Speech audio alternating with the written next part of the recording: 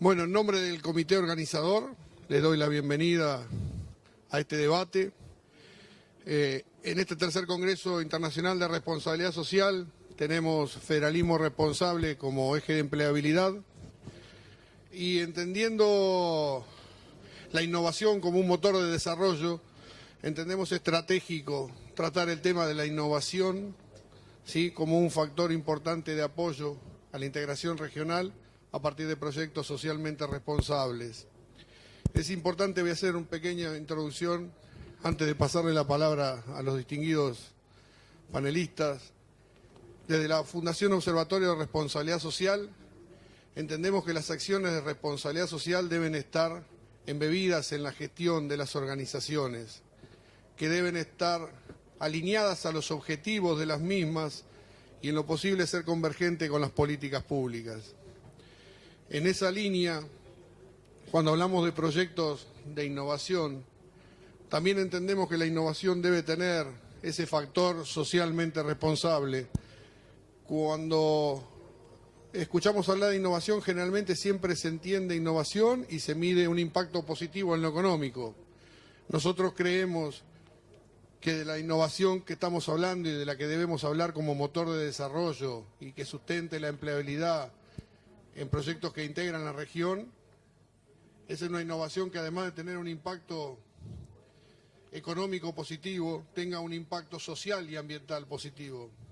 En esa dirección voy a ir pasando el micrófono a mis compañeros de panel para que desde su día a día, desde su visión en cada país, en cada organización, puedan ir contándonos cómo, en el marco de entender la responsabilidad social como una cosa de todos, no únicamente de las empresas o de las universidades o de los gobiernos, sino de lo que en la Fundación denominamos ecosistema de responsabilidad social, ellos ven a la innovación como una temática del motor de integración, generación de empleo en un proceso socialmente responsable.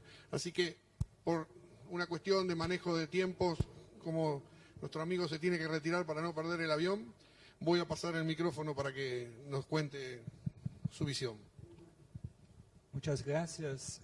Buenas tardes a todos. Buenas tardes a todos, muchas gracias. Yo pido permiso para hablar despacio en portugués, que es mejor que en mi portuñol. Vengo de una universidad que se llama de la Integración Latinoamericana.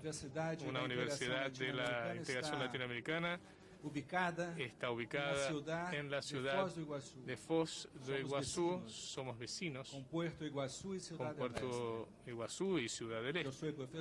Soy profesor y también soy colaborador del Instituto del expresidente Luis Ignacio Lula da Silva. Trabajo en el Instituto desde el 2010 en la área de integración de Latinoamérica. Eu creio que o conceito de responsabilidade social é um conceito em disputa. E a partir dos setores que falam da responsabilidade social, se pode cambiar esta ideia que se pretende transmitir pelo conceito. Transmitir a experiência brasileira, na experiência e brasileira, acho que existe aí alguns pontos de convergência. Durante o governo do presidente Lula, nós criamos o Ministério da Economia Solidária. E a partir desta ação do Estado e desta política pública, procuramos construir uma ambiência favorável a um empreendedorismo desde a perspectiva do território, das comunidades mais frágeis e alcançar uma população aonde as políticas públicas não alcançavam tradicionalmente. Eu estou convencido que os temas da empregabilidade, os temas da responsabilidade social, da economia solidária, têm que estar focados numa maior integração e desenvolvimento das políticas de educação. Eu pertenço também a uma rede de universidades que fazem investigação sobre o Mercosul. Existe há 15 anos, se chama FOMERCO, Fórum de Universidades do Mercosul. E, lastimavelmente, nós nos damos conta que, decorridos tantos anos da integração regional, e mesmo deste fórum universitário, nós não temos até hoje, de forma automática, o reconhecimento dos diplomas dos nossos estudantes nas universidades brasileiras, argentinas e dos demais países que integram o Mercosul. Isto é muito grave. Porque pensar uma perspectiva de responsabilidade social que não esteja fundada numa integração da educação significa fragilizar de saída qualquer perspectiva de alargamento da responsabilidade social para uma agenda aberta e latino-americana. Nós deveríamos sair todos desses encontros com um compromisso firmado entre nós de que vamos, junto aos nossos governos, atuar no sentido de que se inverta a lógica do reconhecimento dos diplomas, que esses diplomas sejam reconhecidos automaticamente e que os casos excepcionais sejam avaliados, e não como é hoje. Quando se avaliam todos. Quem são os burócratas brasileiros para fazer a avaliação dos cursos de engenharia na Argentina e vice-versa? Então, o reconhecimento automático desses diplomas me parece que é fundamental, como é fundamental países como o Brasil e a Argentina, que têm uma estrutura de ensino superior já consolidada e bastante disseminada por todo o território nacional, que possa aumentar o intercâmbio entre elas. Não há responsabilidade social que não seja fundada na educação, na ciência, na tecnologia, no mundo cada vez mais competitivo, onde esses temas são prioritários. E no Brasil não existe só a UBA, como na Argentina não existe só a UBA, como no Brasil não existe apenas a Universidade de São Paulo.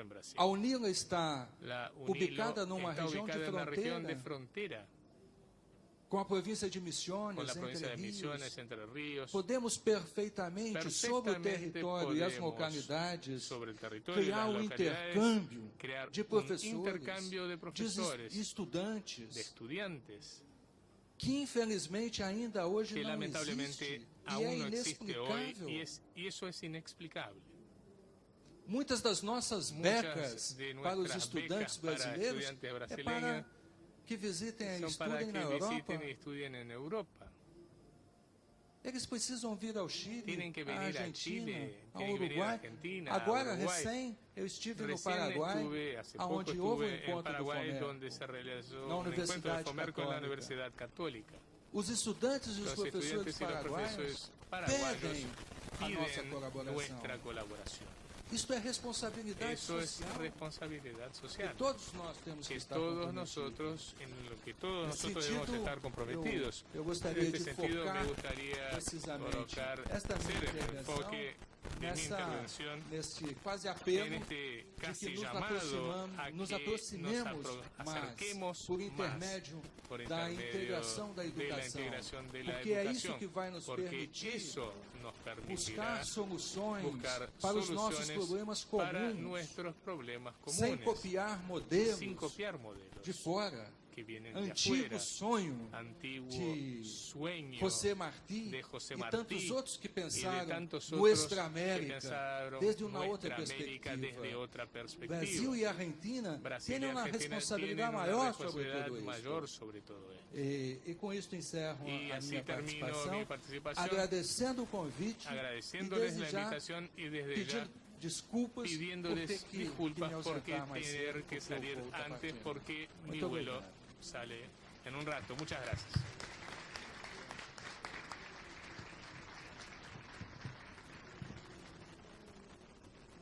Bueno, invito al embajador Liborio Flores a subir, por favor, ¿sí? Como así también al doctor Humberto Grimaldo, el coordinador del ORSAC, del Observatorio de Responsabilidad Social para América Latina y Caribe de UNESCO.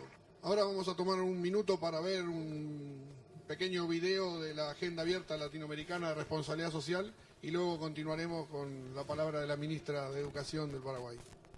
Desde la Fundación Observatorio de Responsabilidad Social, planteamos que un nuevo modelo de organización es posible. Una organización que pueda equilibrar su rentabilidad y competitividad con la sustentabilidad ambiental y los objetivos sociales. Creemos en el trabajo compartido, porque podemos ser competidores, pero en responsabilidad social siempre seremos aliados. Por eso, convocamos a todos los actores del ecosistema de responsabilidad social, proponiendo diálogo y articulación para encontrar soluciones conjuntas a los problemas comunes. Planteamos que las acciones de responsabilidad social que de allí surgen deben ser además convergentes y complementarias con las políticas públicas, fortaleciendo así la idea de crecimiento. Organizamos en 2013 el primer Congreso Internacional de Responsabilidad Social, donde nos propusimos parar para pensar en qué estadio estaba la temática en nuestro país y a nivel nacional e internacional. Confirmamos que en Argentina la decisión estratégica de trabajar la responsabilidad social era un hecho, aunque el grado de maduración variaba entre las organizaciones. En la segunda edición de CIRS lanzamos la Agenda Abierta Latinoamericana de Responsabilidad Social como un espacio de trabajo que permite identificar temas que nos importan y que debemos afrontar en conjunto para resolverlos también de manera conjunta. AALARS es una sólida expresión de compromiso, diálogo, investigación y ejecución de acciones de responsabilidad social. Y para abordarlas, planteamos un enfoque de 3 dimensiones. Estratégica. La coyuntura política favorece la consolidación de un bloque regional para orientadas al trabajo remoto, colaborativo y a la administración del conocimiento colectivo. Permite llevar a la acción los proyectos surgidos en AALARS de manera conjunta y en simultáneo. Este año, con el foco puesto en la empleabilidad, AALARS decidió concentrarse en un actor fundamental para la generación de empleo genuino y dinamizador de las economías locales, las pymes. Creemos que desde la especialización de cada uno de los sectores generaremos las ventajas competitivas que nos permitirán posicionarnos como bloque regional frente a la comunidad internacional. AALARS convocó a prestigiosos referentes de la región para identificar los obstáculos y trabajar en nuevos mecanismos que faciliten la complementación productiva. A continuación, ellos debatirán en torno a los 3 ejes propuestos por CIRS: asociatividad e integración productiva, integración para el desarrollo social e innovación para la integración regional. Los invitamos a formar parte de este enriquecedor intercambio.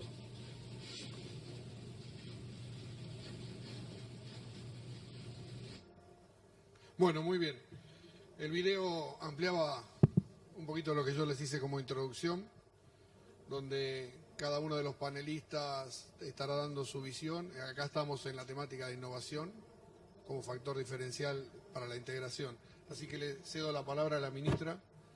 Fundamentalmente será conversar sobre cómo encaramos en Paraguay la educación, porque la escuela nació siendo selectiva y desde el año 1948, después de una de las mayores barbaridades que como humanidad hemos vivido, la Segunda Guerra Mundial, pareciera que nacía una nueva humanidad en muchas intenciones y producto de ella muchas instituciones, y la educación por primera vez pasa a ser considerada un derecho humano universal. Desde aquellos años a hoy, sin duda, por lo menos en América Latina y también Paraguay, no hemos logrado que todas las personas que nacen en nuestros países tengan pleno goce del derecho a la educación.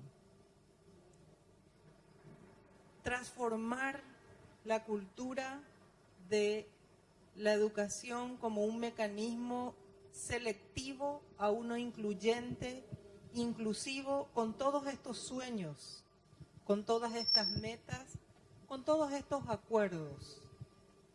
No es fácil desde las políticas públicas y más aún con algunas de nuestras miserias todavía reinantes, que son estas de no considerar la educación como el proyecto social de largo plazo que nunca debe detenerse. No les voy a contar nada nuevo si les digo, porque todos hemos vivido, que los cambios de gobierno muchas veces significan vuelta atrás. Borrar y aparecen gestiones fundantes, nuevamente desactivando probablemente logros por el simple hecho de que no lo ha hecho el partido que ha ganado las elecciones. Entonces, estas son malas praxis que tenemos que superar si queremos llegar a este sueño que no es otra cosa que la expectativa y lo que es más, el derecho de la gente. Educar en la responsabilidad social, parece ser que la responsabilidad social nació pequeñita y hoy va siendo como el centro del debate, y si uno piensa que la educación es un derecho humano fundamental, que los estados estamos todos obligados a garantizarlos, educación y goce de derecho es sinónimo de responsabilidad social. Y es de todos. Lo que es más, decía hoy en uno de los paneles Humberto Grimaldo, que la educación superior es considerada un bien público.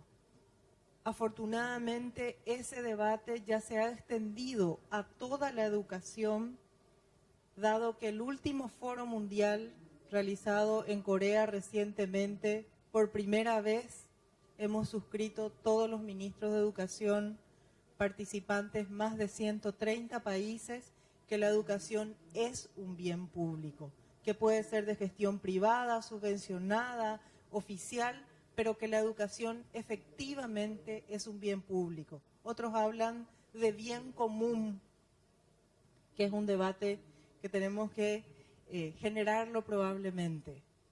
Pero en el mismo sentido, si la educación es un bien público, si es un derecho de todos, ¿cómo se hace para que sea efectivo desde el inicio y a lo largo de la vida?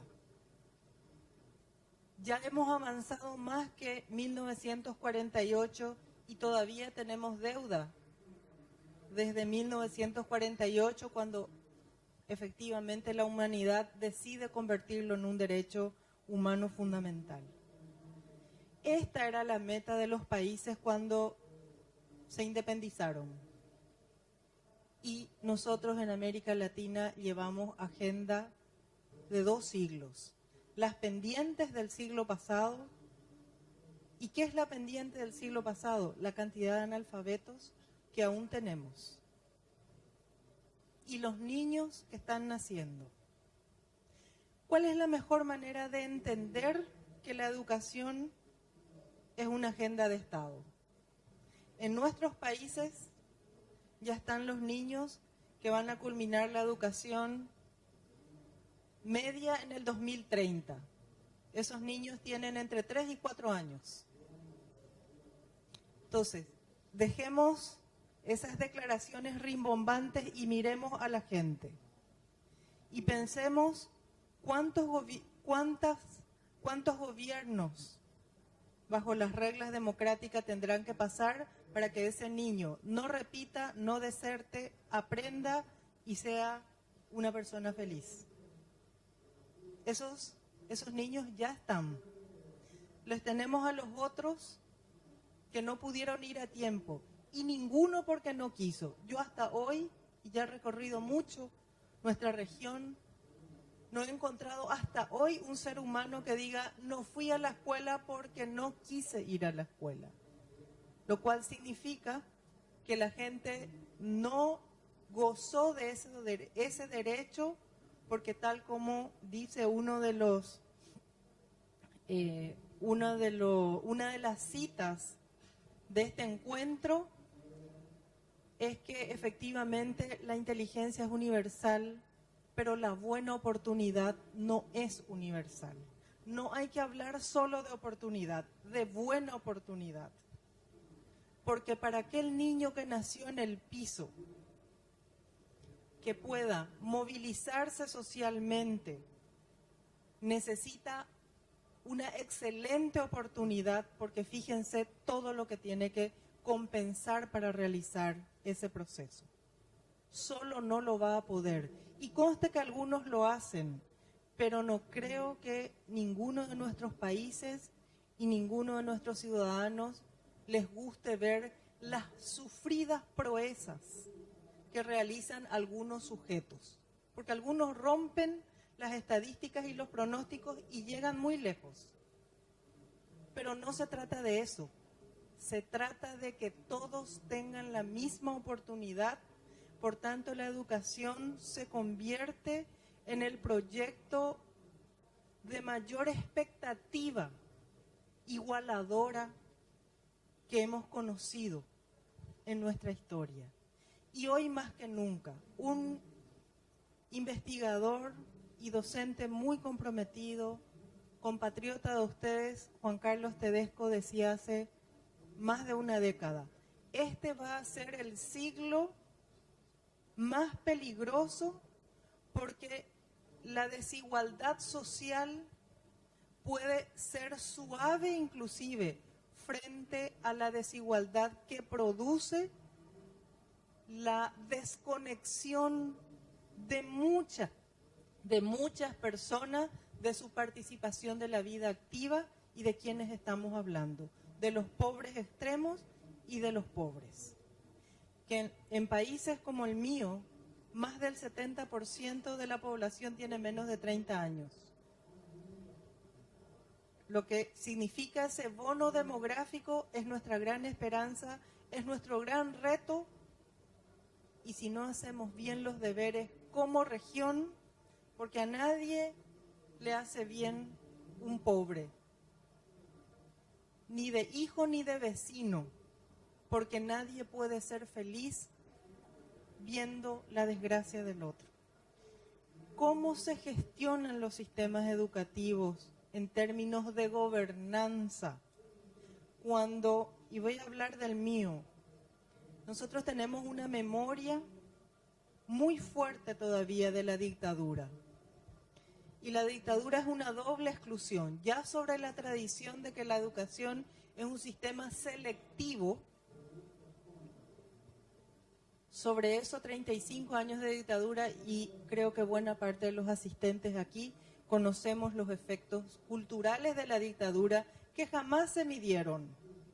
A propósito, siempre creímos que con los gobiernos democráticos resolvíamos, ni siquiera hablábamos de esa cosa que queda ahí y que hoy nos muestra que la sociedad está muy lejos y muy por delante de la capacidad de respuesta de nuestras instituciones.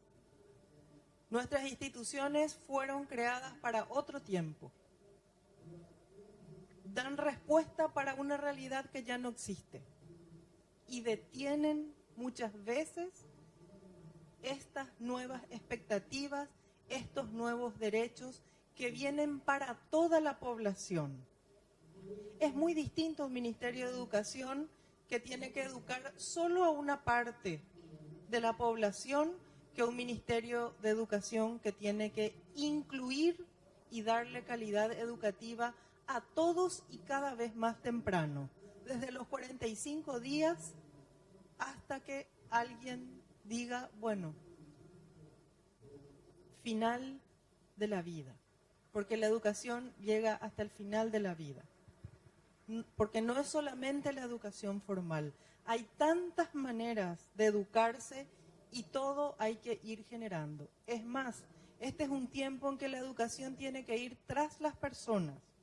Ahí se explica la educación en contextos de encierro, cárceles, calles, empresas, hospitales, las aulas hospitalarias, y de algo que se habló poco, o por lo menos yo escuché poco aquí, y que les quiero comentar uno de esos aspectos, que es la educación indígena.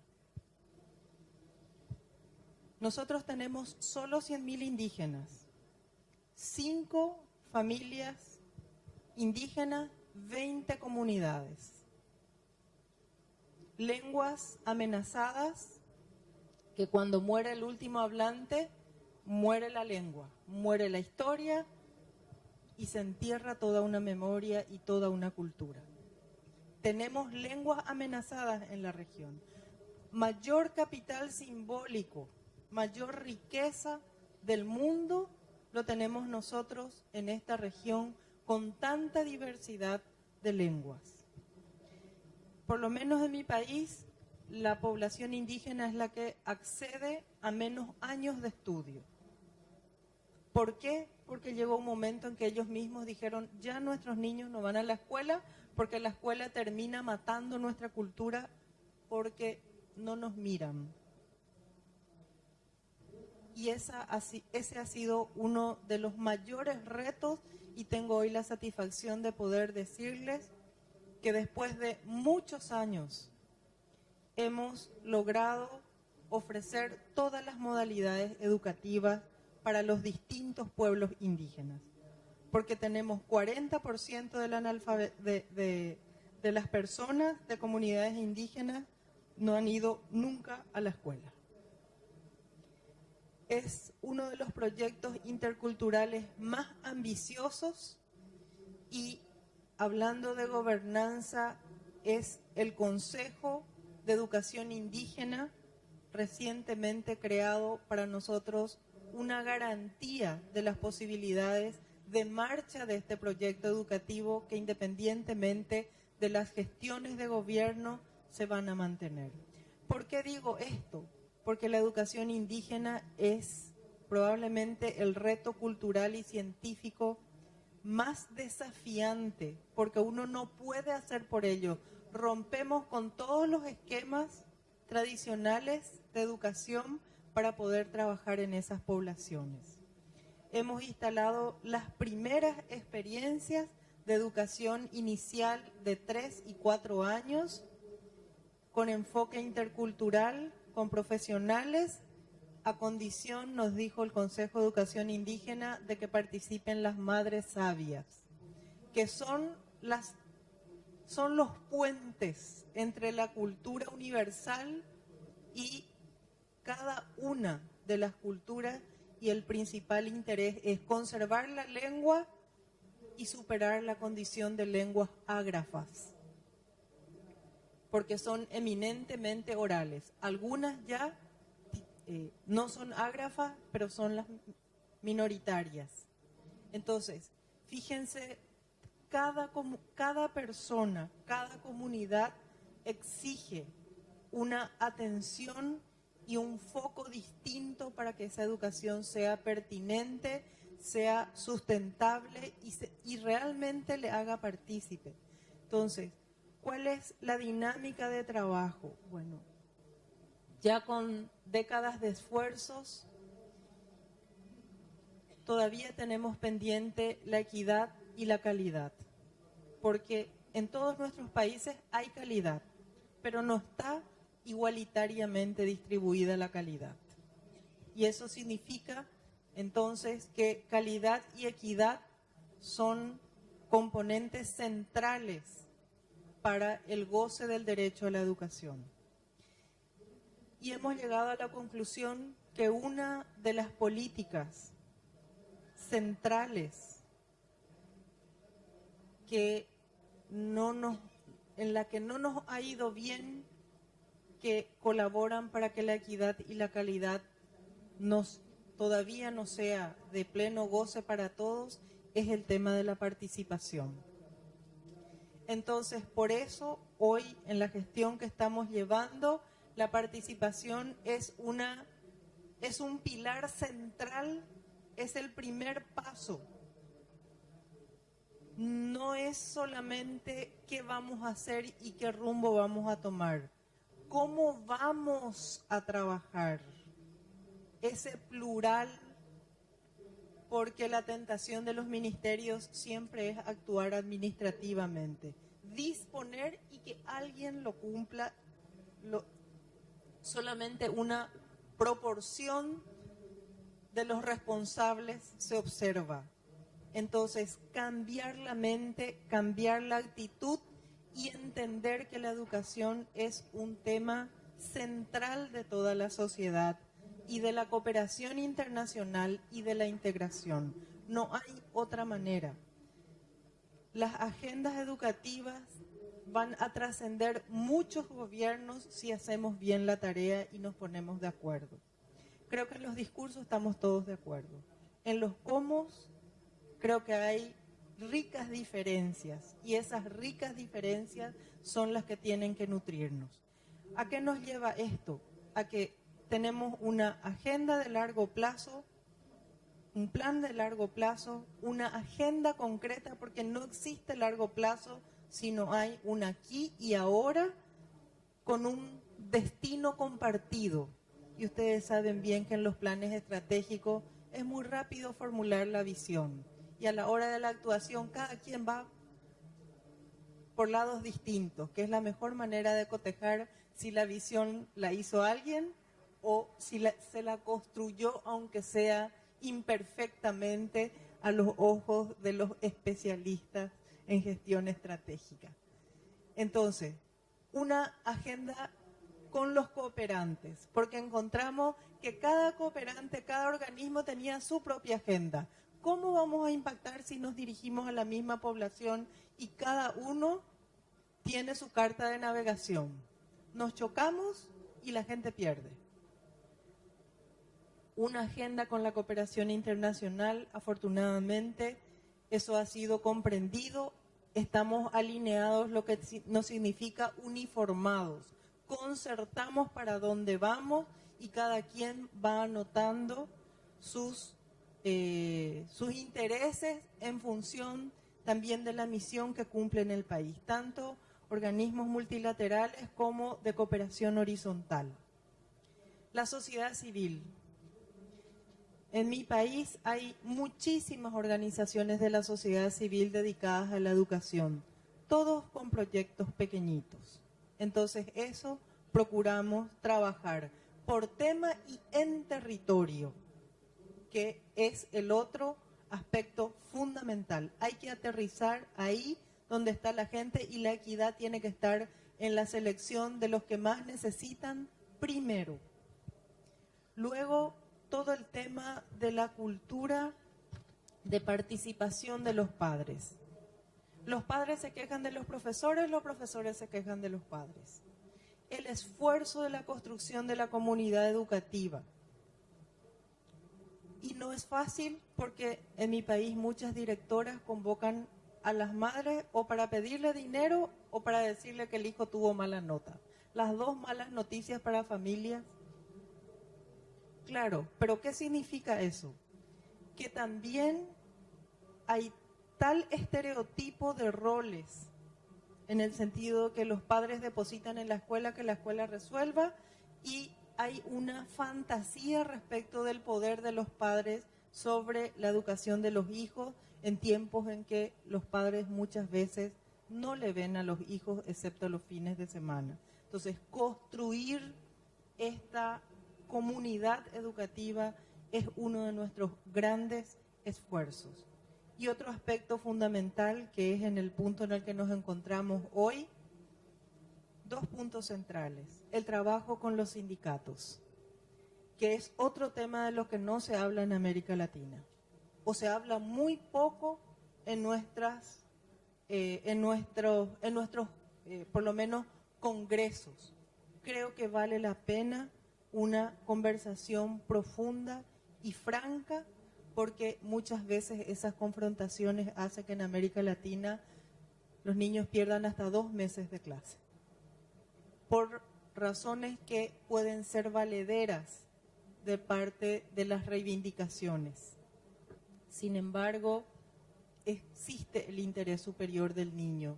Entonces, esa tesis de cómo dialogamos para no tenerle de rehén a los niños y cómo no tenerles privados a ellos de sus derechos. La convivencia de los derechos de los profesores con la convivencia de los derechos de los niños. Son los grandes temas que todavía tenemos que trabajar. Estamos en un esfuerzo en esa dirección discutiendo nuevos contratos colectivos. Otro tema, la participación de los niños desde que llegan a la escuela hasta que egresan del último año de la educación secundaria.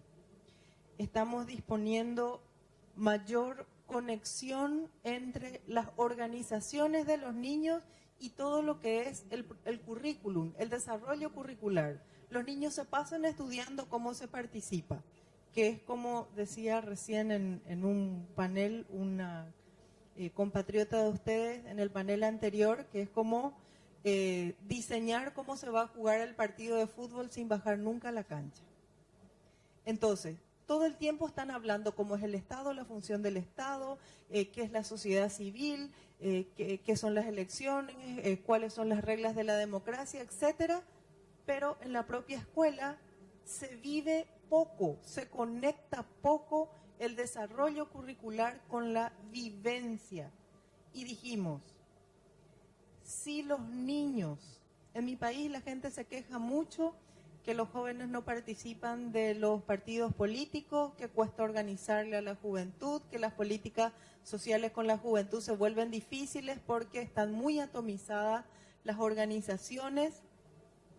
Y esa no es un tema solo de Paraguay. La UNESCO ha levantado que este es el siglo en el que más jóvenes habitan el planeta. Son mayoría de la población. Nunca el planeta tuvo tanta juventud como ahora, pero esa juventud no tiene todo el protagonismo que pudiera, debiera tener en nuestra sociedad. Entonces nos preguntamos, ¿y la escuela en qué colabora? Y en mucho probablemente. ¿Por qué? Porque estudian teóricamente, pero viven poco la participación.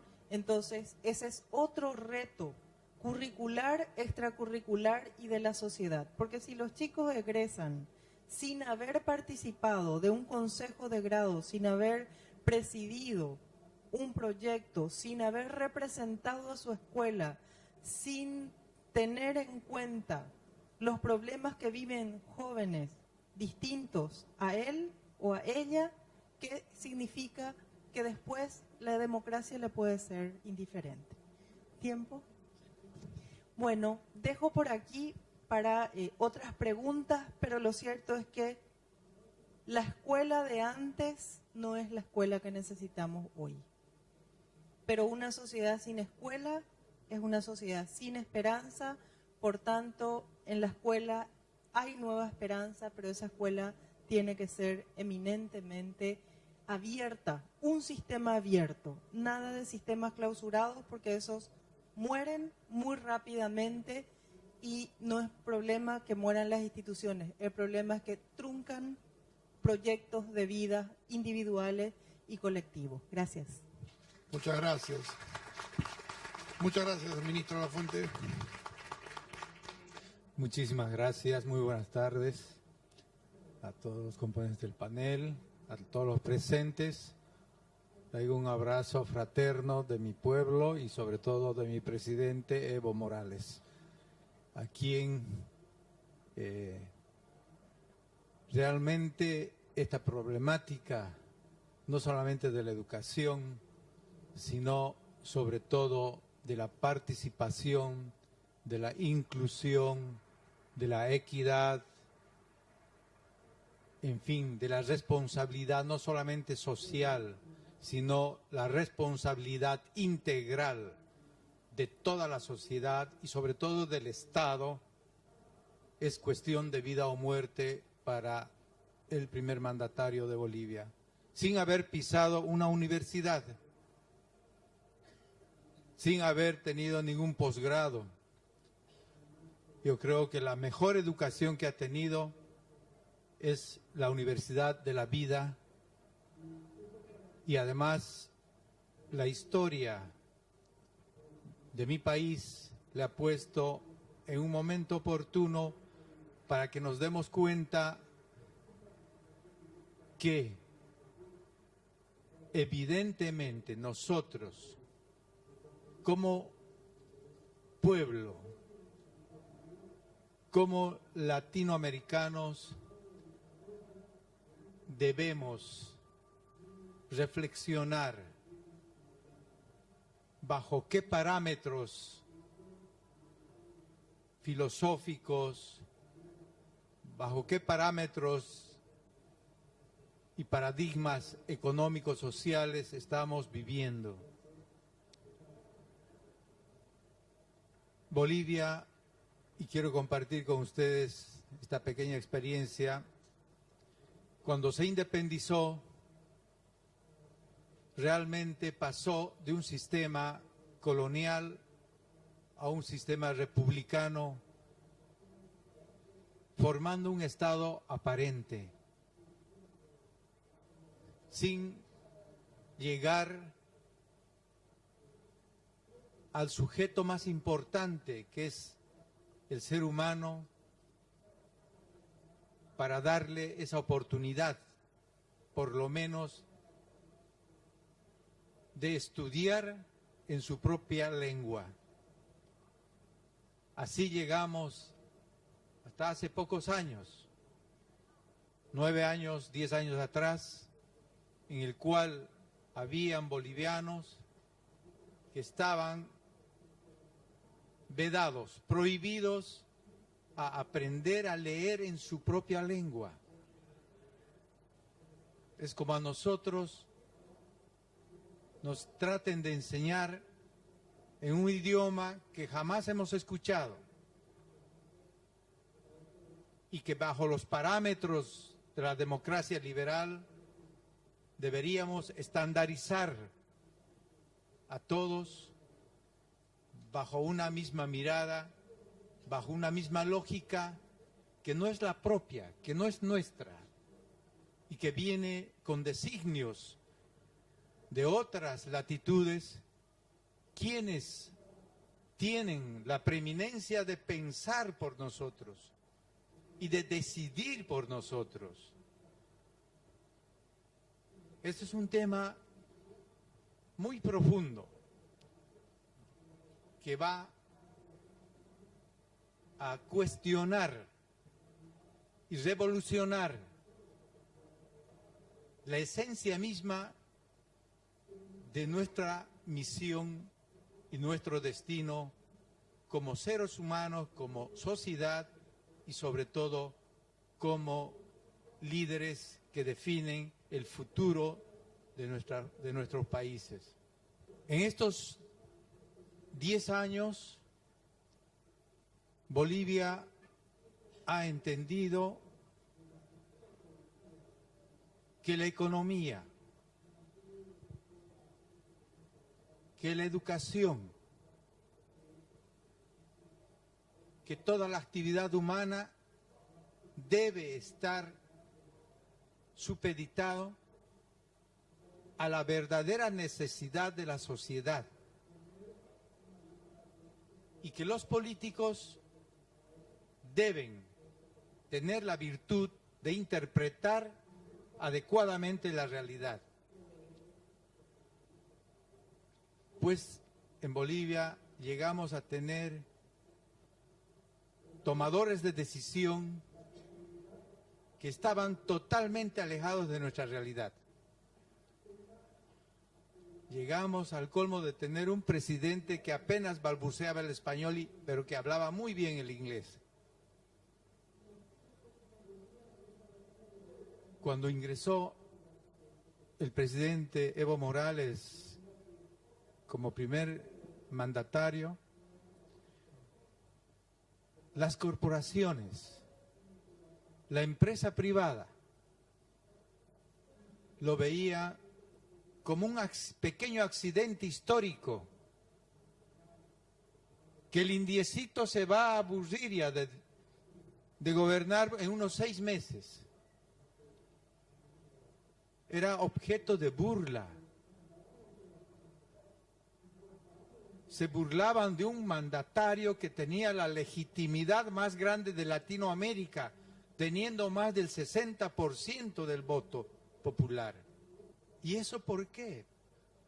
Porque estamos justamente colonizados mentalmente, que es lo peor todavía, que los países desarrollados, que supuestamente nos dan innovación en diferentes aspectos de la educación, del desarrollo, son colonizados también a través de directrices económicas que vienen de poderes económicos, financieros y militares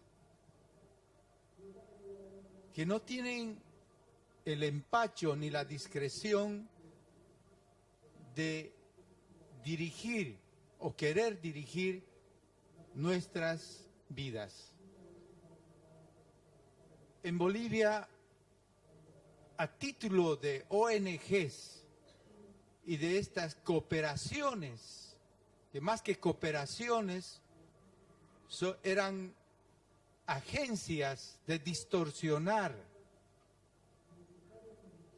esos presupuestos detrás de los intereses de estos grandes ejecutores del capitalismo internacional,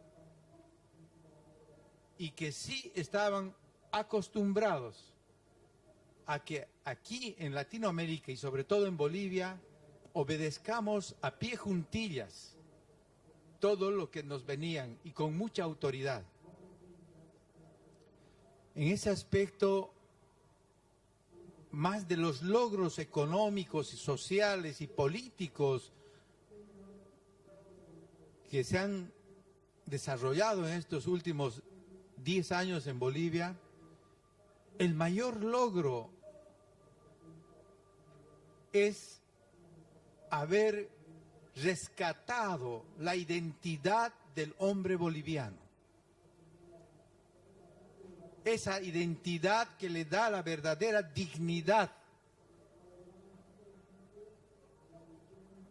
La dignidad de reconocer en el otro a un igual, no a un subalterno o a un humilde o a un indígena que hay que patrocinarle. Nos hemos dado cuenta que nosotros, con rostro indígena, con cerebro indígena, podemos dirigir mejor los destinos de nuestros países. Es así que cuando el presidente llegó a cumplir su mandato, el 60% de los bolivianos era pobre, de los cuales el 40% estaba en una extrema pobreza. En estos 10 años, de esos 40%, hemos rebajado al 18%. De esos 60% de pobres, ahora estamos en un 30%. En 10 años. Quiero compartir con ustedes, no para copiar, no para que nos valoren, simplemente para compartir. Porque en Latinoamérica tenemos grandes intenciones, grandes foros, grandes debates, grandes organismos, pero como decía nuestra ministra del Paraguay, no aterrizamos adecuadamente en las acciones concretas juntos con las capacidades y las potencialidades que tenemos entre los países. Felizmente Bolivia hace 4 años ha sido declarado país libre de analfabetismo, con la cooperación del pueblo cubano. Bolivia está formando miles y miles de médicos con la cooperación y la solidaridad del pueblo cubano. Bolivia también, con mucha solidaridad, está formando miles y miles de médicos brasileños. Por el tema del costo de vida estable en Bolivia, para familias brasileñas que sería imposible de realizar una carrera de medicina, sobre todo, en Bolivia egresan miles y miles de profesionales médicos brasileños. En las Fuerzas Armadas estamos formando pilotos venezolanos. No hay carrera más cara que la de un piloto. Y nosotros también estamos intercambiando nuestras capacidades y potencialidades. Acabo de venir de Chascomús, donde la Universidad Nacional de San Martín tiene una gran capacidad en ciencia y tecnología. Qué honor y qué orgullo es interactuar con los científicos argentinos y buscar posibilidades para los estudiantes bolivianos. Tenemos grandes convenios que estamos realizando con el gobierno argentino para especializar a nuestros médicos y subespecializar en medicina de alta complejidad.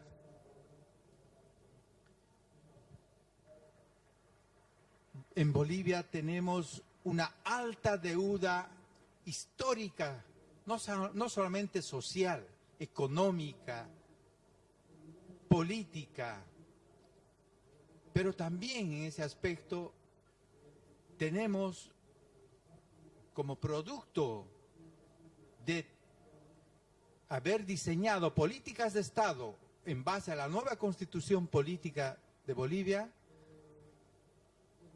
objetivos claros hacia el 2025, hacia el 2030, en temas de educación, en temas de infraestructura. Vamos a construir más de 1000 hospitales en los próximos 10 años en Bolivia, en los diferentes niveles. 1000 hospitales que teníamos de deuda para el seguro de los bolivianos. Por eso es muy importante compartir en estos ámbitos de reflexión todos nuestros desafíos, poner a disposición nuestras capacidades y sobre todo actuar a la altura de la circunstancia, de la exigencia histórica de nuestros pueblos. Muchísimas gracias. Sí, es un placer de verdad estar en este panel. Les agradezco por su presencia y por la invitación a los organizadores. Me voy a referir a un punto que ha salido aquí en las presentaciones, sobre todo de la ministra, ¿verdad? Que es el tema de la participación, pero que yo lo veo muy asociado al tema del enfoque del ecosistema que se ha planteado en el video, y también Gerardo, y ¿recuerdan ustedes la imagen de la balanza con los dos platillos? En un platillo de todo lo que tiene que ver con objetivos económicos y en el otro con objetivos sociales y ambientales. Y cómo equilibrar esos dos platillos. Entonces, cuando hablamos del tema de innovación social para la integración, de innovación socialmente responsable para la innovación, a mí me parece que hay que pensar en un enfoque de responsabilidad social mucho más basada en mecanismos que permitan lograr ese equilibraje, ese equilibrio entre los dos platillos de la balanza. Entonces, nosotros muy retóricamente entendemos que la responsabilidad social se coloca cada vez más como un concepto ya globalmente establecido, ¿verdad? Que retóricamente dice ser estratégico, no reactivo, no defensivo, no cortoplacista, sino estratégicamente entendido, y que busca no solamente alinear las acciones de la empresa para lograr objetivos económicos, sino también para lograr beneficio social. Esto es más retórico. Yo estoy en una investigación ahora tratando de ver hasta qué punto ese enfoque estratégico de equilibrios tiene predominio en Venezuela, ¿verdad? Y eso implica, pues, adentrarse en las empresas, averiguar cuál es el estatus real de la responsabilidad, cuáles son las declaraciones, pero también las reglas, las prácticas y los compromisos reales, el quehacer real en materia de responsabilidad social. Pero mi reflexión va hacia ese tránsito que estamos haciendo, aun cuando sea retórico en una gran proporción, de lo que es el enfoque más de largo plazo, más estratégico, más orgánico, más estructural de responsabilidad social, que tiene que ser forzosamente un enfoque participativo. Usted aludió al tema de la participación como clave para lograr una responsabilidad social con la educación para todos. También en el ámbito de las organizaciones es necesario pensar en la participación. Entonces estoy pensando en un instrumento que asegura el equilibrio entre esos dos platillos, y un instrumento clave, un instrumento estratégico para eso es el diálogo social. Entonces, también en el enfoque de ecosistema que aquí se planteó, que plantea, digamos, la participación de distintos actores. Allí se menciona universidades, organizaciones de la sociedad civil, gobiernos, comunidades, etcétera. Igualmente, cuando pensamos en el diálogo social como herramienta que nos permite equilibrar esos dos platillos, como un instrumento para asegurar alineación de las organizaciones en términos de objetivos económicos y sociales, tenemos que pensar en un modelo participativo, en un instrumento de diálogo social como un instrumento clave y estratégico. Ahora bien, eso implica un enfoque de responsabilidad social también participativo, ¿cierto? Es decir, y eso obliga a ensanchar los límites de la organización. Y también en términos académicos, teóricos, la participación, el diálogo social como instrumento estratégico de la responsabilidad social se lleva a la práctica, pero tampoco creo que es una práctica hegemónica, una práctica estandarizada. En la región nosotros tenemos prácticas ejemplares de diálogo social. Si nosotros nos vamos al tema del diálogo social que ha impulsado la Organización Internacional del Trabajo para colocar en agenda y en compromiso de los países el tema del trabajo decente, tenemos allí, por ejemplo, para dar un solo ejemplo de referencia, sabemos que en la región hay prácticas ejemplares de diálogo social que han trascendido en agendas públicas, ¿verdad? En agendas públicas que comprometen a los gobiernos, pero también a los sindicatos, a las organizaciones empresariales en un sentido amplio también a la sociedad. Entonces, ¿qué podemos aprender de esas prácticas ejemplares? En el caso, yo he estado revisando un poco lo que ocurrió en el caso paradigmático de Chile, que desde el 2010 hasta hoy se impulsó la agenda hemisférica de trabajo decente, y allí se lograron prioridades muy claras y se logró una agenda que está respaldada a nivel de actores, de los actores claves de ese proceso. Entonces, simplemente yo lo que quería era muy brevemente tratar de dejar en todos, ¿verdad? En todos los que estamos aquí en este momento compartiendo esta conversación, la importancia de pensar en los cómo. ¿Cómo articulamos, alineamos objetivos económicos y sociales pensando en términos de innovación socialmente responsable, porque para mí no hay mayor fuente de innovación que el diálogo. Esta mañana el presidente Lula, en su intervención hermosa que hizo, decía que él había aprendido a escuchar y a reconocer en lo que los distintos actores sociales decían pedazos de una realidad que al juntarla generaban un saber, una sabiduría. Y eso es lo que tiene el diálogo. El diálogo es fuente de innovación, no solamente para las empresas que quieren construir una agenda social corporativa, sino diálogo social en términos también de las políticas públicas, como una política de educación socialmente responsable también, ¿verdad? O nos vamos al caso de la educación en salud, de las políticas de salud o de seguridad social, o las que queramos traer a la mesa de discusión. Entonces, el diálogo social, hay que echar mano del diálogo social. ¿Por qué? Implica una política participativa que involucra a los actores clave y que en su práctica genera innovación extraordinaria, porque en la mesa son colocados los problemas no solamente desde el punto de vista administrativo, sino desde el punto de vista de las demandas dinámicas de una sociedad traídas por sus actores más representativos. Entonces, sí tenemos experiencia en la región del diálogo, tenemos prácticas ejemplares y sabemos que el diálogo social no es un ejercicio trivial, es un ejercicio exigente que tiene sus requisitos, tiene sus rigores y tiene sus potencialidades y sus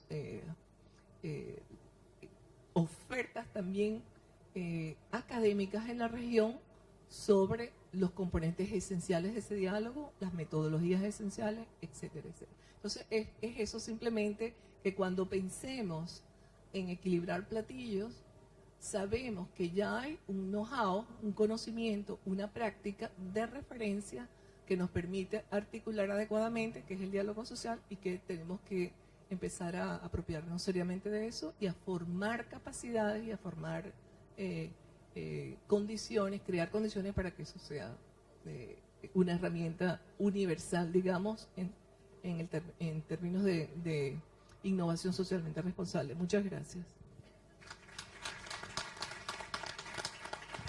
Voy a darle la palabra a la arquitecta Pasos. Bueno, yo en realidad quería mostrarle a través de algunos ejemplos cómo podemos hablar de esta innovación con pertinencia social.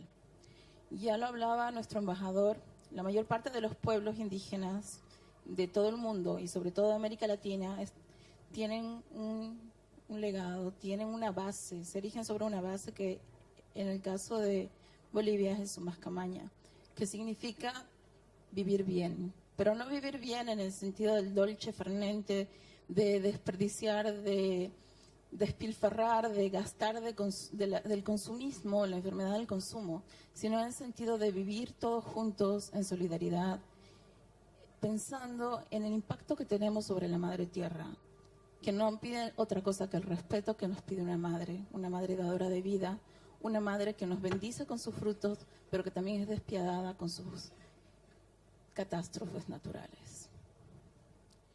Entonces, cuando unimos esto y vemos que se llega a unir a los 4 pilares de la educación de la UNESCO para el siglo XXI, a un ícono de la cultura popular en Bolivia, que es la alcancía a través de un chanchito, y de la necesidad que tienen los estudiantes en las aulas de conseguir hacer participar a todo ciudadano boliviano y boliviana en una campaña para beneficiar a los más vulnerables, pero no en el sentido del asistencialismo y de dar lo que les sobra, sino más bien en el sentido de que cada quien pueda participar con lo mejor de sí mismo. Puede ser dinero, puede ser tiempo, pueden ser ideas, conocimientos, pueden ser simplemente pasión y ganas de ayudar a los demás. Nace esta campaña que se llama Un boliviano me cambiará la vida, y que justamente se basa en eso. La moneda boliviana se denomina boliviano, y un boliviano está al alcance de todos sin importar su raza, origen o estatus social. Entonces nace esta campaña donde todo boliviano podía aportar y los chanchitos llenaron las calles de felicidad, y ahí vieron cómo empezaron a adquirir personalidad propia y algunos parecían unos autos de carrera tuneados con todos los logos de las empresas que participaron. Otros eran chanchitos araña porque eran como superhéroes, otros tenían equipos de fútbol, etcétera, etcétera. Entonces, en esta ayuda y en estas campañas de ayudar a los más vulnerables, que son ancianos y niños, se empezaron a acercar a la Fundación Niños con Cáncer. Entonces, cuando hablamos de cáncer y hablamos de estadísticas y sabemos que hay desde el 2012, según el último informe, 14.000 casos más y 8,2 millones de muertos por esta enfermedad a nivel mundial, y ya se lleva esta enfermedad incluso al Foro Mundial Económico, donde se ve que realmente se pierden más de 2.000 billones por esta enfermedad y por las personas que no solamente que adquieren esta enfermedad, sino a veces padres y madres que tienen que dejar de trabajar para acompañar a sus niños a los hospitales, a los centros de salud, para poder superar esta enfermedad. Entonces, ahí entendemos que la educación tiene un factor preponderante, porque después de haber recibido a 52 niños y haber llorado la muerte de 19, aprendimos una gran lección. Aprendimos de que a pesar de la solidaridad, a pesar de dar lo mejor de sí mismo, a pesar de la entrega, de la pasión, de los conocimientos, cuando ya es tarde, es muy poco lo que se puede hacer, e incluso los padres se olvidan de que los niños son niños porque pasan a ser enfermos. Entonces ahí generamos una ludoteca para tratar a través de terapias alternativas del dolor, el arte, la música y otras actividades para que los niños vuelvan a encontrar su niñez, vuelvan a creer y por lo menos los últimos días los pasen bien. Entonces ahí está el poder de la intención, que es lo que inspira a nuestra fundación. Aivena Sadako, una niña que crecía y vivía feliz y a los 12 años cayó al piso, le diagnosticaron cáncer, tenía leucemia. Y había una tradición japonesa que decía que cuando se llegaba a hacer 1000 grullas podían pedir un deseo a los dioses. Entonces esta niña altruista se puso manos a la obra en el hospital y empezó a agarrar los papeles, las cajas de los medicamentos y todo lo que encontraba a su alcance, pero solamente llegó a las 644 grullas. Entonces, en honor a Sadako, una niña altruista que no solamente pensó en curar su cáncer, sino pidió por todos los niños del mundo para que vivan en un mundo en paz, porque el cáncer ella lo había adquirido por la exposición a las radiaciones de las 2 bombas de Hiroshima y Nagasaki. Entonces a veces hay niños que se contaminan de cáncer, no por genética, sino por consecuencias de las actitudes de los seres humanos. Entonces, Sadako se convierte en nuestra fuente de inspiración y de ahí viene el logo. Si podemos pasar a la siguiente, por favor.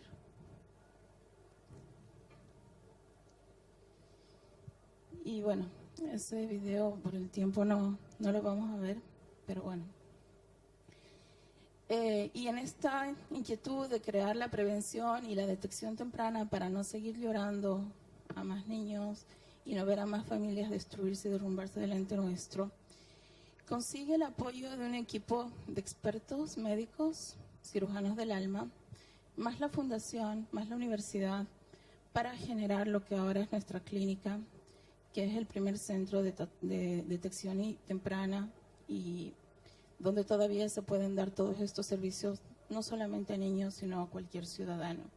Entonces ahí se demuestra cómo aunando esfuerzos y aunando fuerzas se pueden llegar a conseguir cosas realmente muy positivas.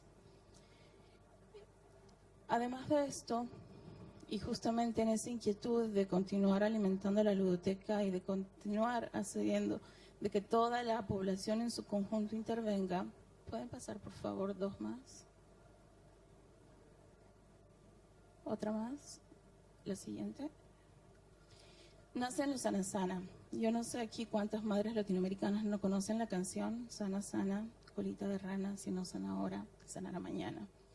Es la canción que las madres latinoamericanas utilizamos para mitigar el dolor de nuestros niños cuando están heridos, cuando tienen algún dolor o cuando no se sienten bien.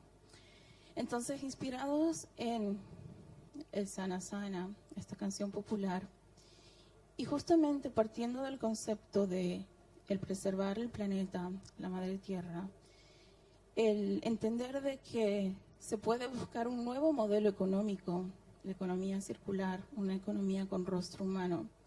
Se puede recuperar desechos urbanos para darles la oportunidad de tener una segunda vida.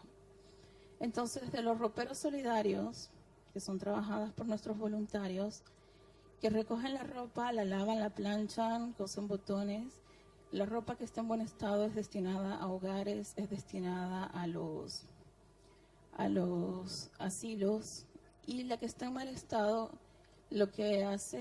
¿para qué sirve? Sirve como materia prima para insumo para crear estos Sana Sana, que son confeccionados en base a patrones que hacen los estudiantes de las carreras de diseño y que son confeccionados por las madres mientras acompañan a sus niños en los hospitales. Entonces ahí también estamos generando una nueva fuente de empleo para un sector vulnerable con necesidades distintas y con tiempos distintos. Entonces, cuando estos Sana Sana son vendidos por la Fundación, todos esos recursos son donados a las madres. La siguiente, por favor, la última. Entonces, en base a estas experiencias de que la unión hace la fuerza y de que realmente todos podemos juntos, y conscientes de que el cáncer no tiene fronteras, mientras en este momento nosotros ahora tenemos uno de nuestros niños, Deinar, que está aquí en el Garrahan, recibiendo tratamientos.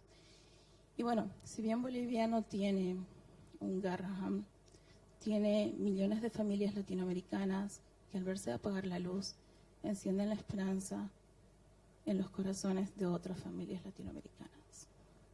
Y nosotros creemos que la integración y un trabajo conjunto y la creación de una red de detección y prevención temprana del cáncer en América Latina y el Caribe puede salvar millones de vidas, generar oportunidades de empleo y permitirnos realmente tener una vida digna y entender para qué sirve la innovación con pertinencia social y responsabilidad. Muchísimas gracias. Ahora le voy a dar la palabra al doctor Rojas, ¿sí? Y luego al doctor Humberto Grimaldo para que haga una breve conclusión que después extenderá en la plenaria. Bueno, a nosotros nos han invitado a hablar aquí de innovaciones para la integración y cómo esto repercute en la empleabilidad, que son los temas centrales de este Congreso. A mí me ha correspondido en mi país trabajar mucho con modernización, reforma de instituciones públicas y de empresas y en otras partes, pero consideré que para hablar de este tema mejor contarles un poco algo que estoy haciendo en este momento, una práctica concreta a nivel territorial. Sé que el tiempo no alcanza para contarla, yo no sé si luego los papers se podrán publicar. He escrito algo que espero que les pueda llegar, pero quiero dejarles una idea. En primer lugar, que la integración no solamente la pensemos a nivel macro de regiones, sino también al interior de nuestros propios países. Y lo que yo estoy llevando justamente es una práctica de cómo integrar municipios mancomunados, o sea, porque nuestros territorios están muy parcelados, pero también los sectores. En consecuencia, yo dejaría como una idea la necesidad quizás de ver el proceso de integración como un proceso longitudinal y transversal a la vez. Es decir, que esto hay que pensarlo integralmente.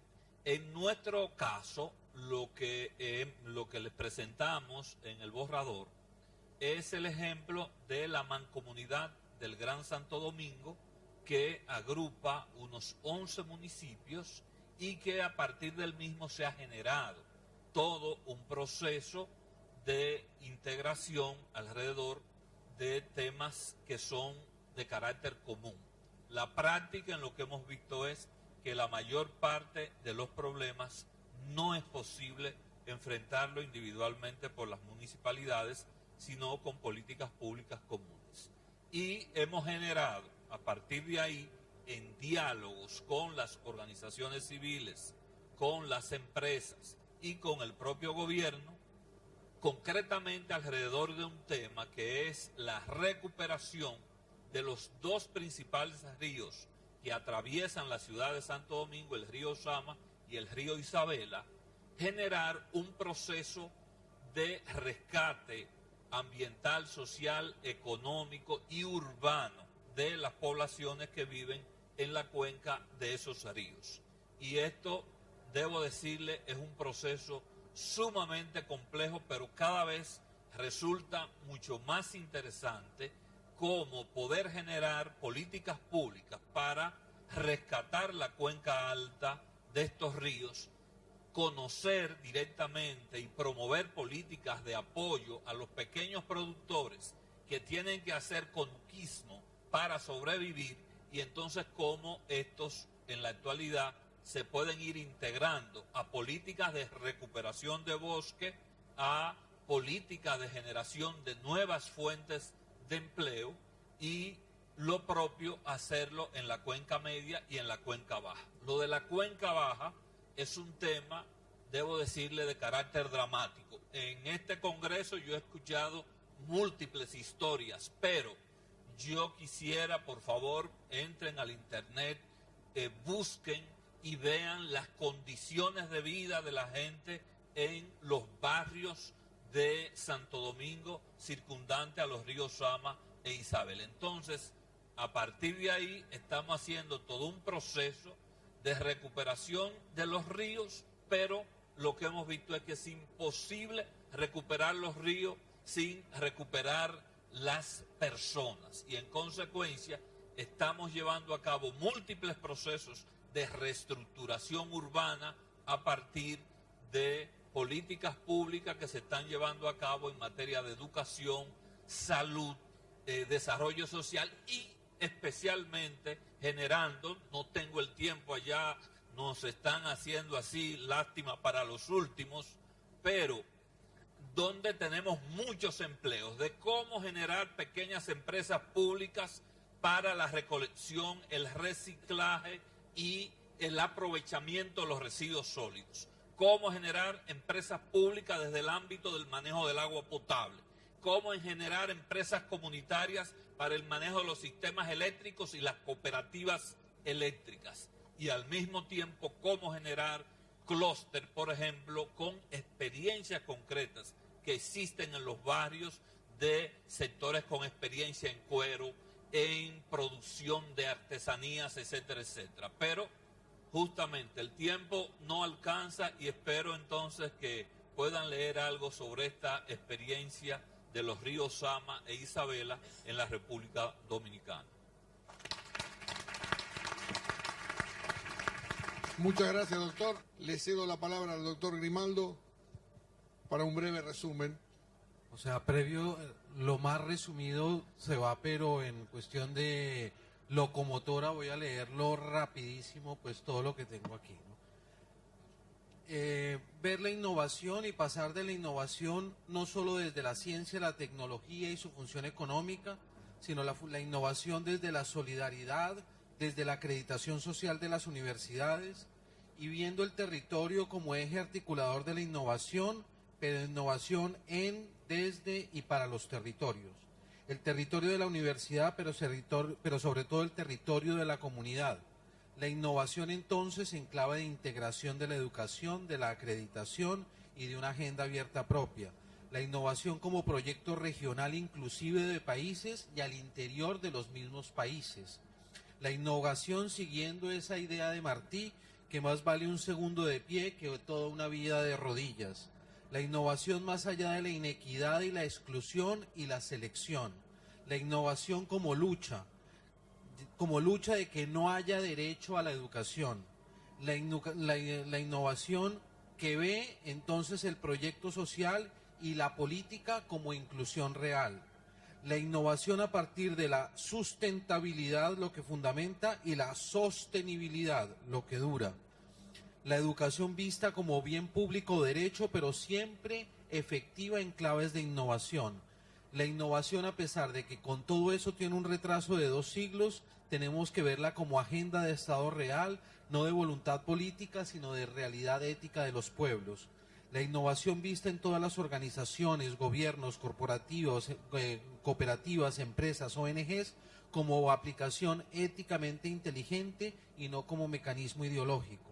En la medida que la innovación es reconocer al prójimo como gobernanza y preocupación de la educación como buen gobierno, la innovación vista desde la tradición y el patrimonio cultural de los pueblos, partiendo también del principio de los indígenas como capital simbólico en lenguas y culturas, y que la innovación no sea derivada de que la escuela mata la cultura. La innovación vista desde la gobernanza, superando la ciudadanía como concepto y pensando en la sabiduría de la madre tierra, de la madre en general.